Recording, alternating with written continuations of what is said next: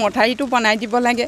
ধৰক আমি এনেকৈ সদায় পানীতে ডুব গৈ থাকিম নি বাৰিষা দিনকেইটা, আমাৰ মঠাৰিটো বনাব লাগে। সেইখিনিকে সকলোকে আমি END এপ্লিকেশ্যন দিছোঁ, পাব্লিক হেৰিয়াত মিউনিচিপালিটি অফিচত দিছোঁ, ক'ৰবাত DC অফিচত দিছোঁ। প্ৰতিটো অফিচতে আমাৰ এপ্লিকেশ্যন আছে। মোৰ ওচৰত প্ৰতিখন এপ্লিকেশ্যনৰে এটা কপি আছে।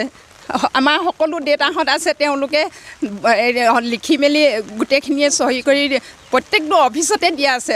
অথচ আমাক অকণমানো যদি ঘূৰি নাছে, আমি কি কাৰণে আমি এইবোৰ ইলেকশ্যনত আগবাঢ়িম, কেনেকৈ আগবাঢ়িম? আপোনালোকে আজি 7-8 বছৰ আমি এনেকৈয়ে ভুগি আছোঁ।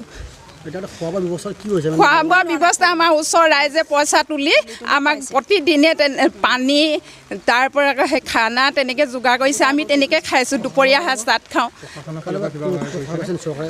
চৰকাৰৰ ফালৰ পৰা আমি এতিয়ালৈকে মিছা কথা নকওঁ, পানী বটল এটাও পোৱা নাই। আহিছিলে, অকল ভাবিব লাগিব তেনেকৈহে কৈছে, অন্যভাগে একো পোৱা নাই। চিন্তা কৰি চাওঁ বুলি কৈছে, ৰাস্তাটো কেনেকৈ বনালে কি হ'ব তেওঁ সেইটো কথা কৈছে। এতিয়াতো বাৰিষা, আমাৰ ইয়াত এই দুইটা মঠাৰিৰ মাজত আমি 9 ঘৰ মানুহ আছোঁ, কিন্তু নদীৰ সিপাৰেও বহুতখিনি মানুহ আছে, তেওঁলোকেওতো পানীত ডুবি আছে। অকল আমিয়ে নহয়, তেওঁলোকৰ বাৰু নদীৰ পানী শুকাই গৈছে, তেওঁলোক ওলাইছে, কিন্তু আমি যে পানীত ডুব গৈ আছোঁ, আমি কি সদায় এনেকৈয়ে থাকিম নি? নগৰ মহলত হৈও যদি এনেকৈ থাকিবলৈ হয়, আমাক কেনেকৈ হ'ব? ইমান লোকচান আছে, আমাক সেই লোকচানখিনি কেতিয়াও। আমাৰ ইয়াত বানপানী দেখিছে, সমস্যাটোতো বহুতেই আছে। আমি থাকিবলৈ জেগা নাই, ঘৰ নাই, লোকৰ ঘৰত থাকিবলগীয়া হৈছে। খাবলৈ ববলৈ আমি একো পোৱা নাই। লোকৰ ঘৰৰ মানুহ হৈ আমাক খুৱাইছে, আমাৰ গাঁৱৰ ওচৰ চুবুৰীয়া ৰাইজে খুৱাইছে, মোৰ লগৰ ল'ৰাবিলাকে খুৱাইছে।